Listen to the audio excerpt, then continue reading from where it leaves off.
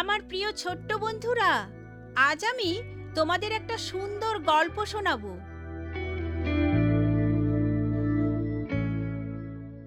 যিশু প্রাণ দিলেন যেন আমরা বাঁচতে পারি।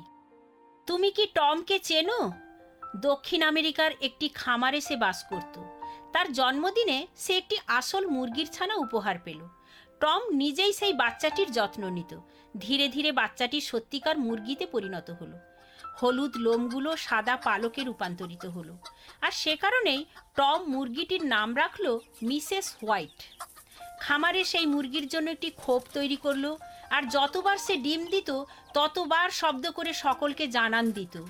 মাঠের শস্য যত বড় উঁচু হতে থাকলো, তখন সে আর ডিম দিচ্ছিল না। মা, মিসেস হোয়াইটের কি হলো? সে আর কোনো ডিম দিচ্ছে না, আর নিজেকে সসের ঝোপের মধ্যে লুকিয়ে ফেললো। কয়েকটা দিন অপেক্ষা করো টম। তার মা একথা বলার সময় মৃদু হাসি হাসলেন। কয়েক সপ্তাহ পরে টম বুঝতে পারল মিসেস হোয়াইটের আত্মগোপনের পুরো রহস্যটি। মা, মা, দেখো। শস্যক্ষেত থেকে মিসেস হোয়াইট বেরিয়ে আসছে এক পাল বাচ্চা সঙ্গে করে। টম মহা খুশি। একদা আগুনের সতর্ক সংকেত শোনা গেল। শস্যক্ষেত জ্বলতে শুরু করলো। আগুন তখন খামার বাড়ির কাছাকাছি এসে গেছে। মিসেস হোয়াইট গেল কোথায়? সে কি? টম ভাবতে চায়নি মিসেস হোয়াইটের করুণ পরিণতি, তাই সে বাগানের সর্বত্র তাকে খুঁজে ফিরছিল। কিন্তু ওটা কি? টম দেখতে পেল তার পায়ের কাছে অর্ধদগ্ধ দেহটি। সে তুলে নিল।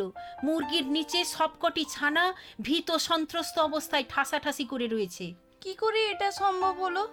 পশুরা আসন্ন বিপদের কথা জানতে পারে। আগুন যখন কাছে এসে পড়ল, বাচ্চারা তার মায়ের আশ্রয় গ্রহণ করলো। মুরগিটি উড়ে যেতে পারত, কিন্তু ছানাগুলো তো আর উড়ে যেতে পারত না। মিসেস হোয়াইট নিজের শিশু সন্তানদের ভালোবাসতো, তাই সে তার ডানা তাদের রক্ষার্থে তাদের উপর ছড়িয়ে দিল। নিজে পুড়ে গিয়েও তাদের রক্ষা করলো।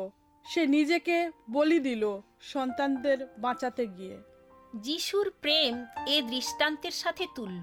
টম সদা মনে রাখবে, যিশু নিজের ইচ্ছায় প্রেমের তাগিদে নিজের প্রাণ বলি দিয়েছেন, যেন আমরা পাপী মানুষেরা বেঁচে থাকতে পারি। বাই বাই ছোট্ট বন্ধুরা, আমি অতসী। তোমাদের প্রশ্নের উত্তর পেতে চিঠি লেখো। অল ইন্ডিয়া মসি জামাত, post box number 6079, west Patelnagar, new Delhi 110008, India.